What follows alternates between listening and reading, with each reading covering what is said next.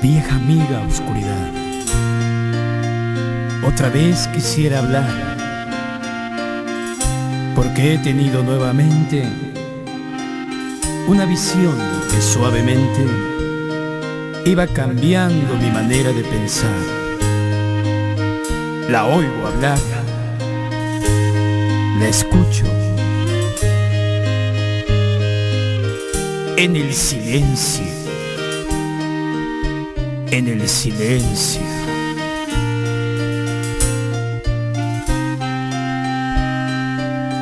En sueños caminaba yo entre la niebla y la ciudad, por calles frías y desoladas, cuando una luz blanca y helada hirió mis ojos y también hirió la oscuridad.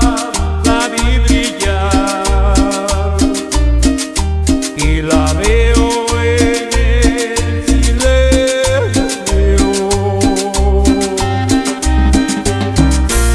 Alá, mi Dios bendito, gracias por darme esta nueva oportunidad y esta vivencia de poder interpretar algo de reflexión. Gracias.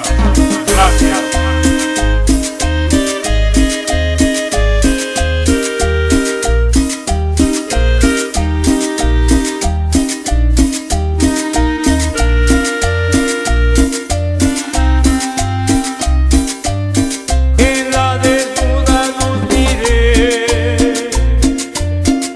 mil personas, tal vez más, gente que hablaba sin poder hablar, gente que oía sin poder oír, y un sonido nos envolvía sin piedad.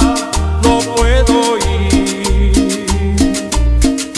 el sonido de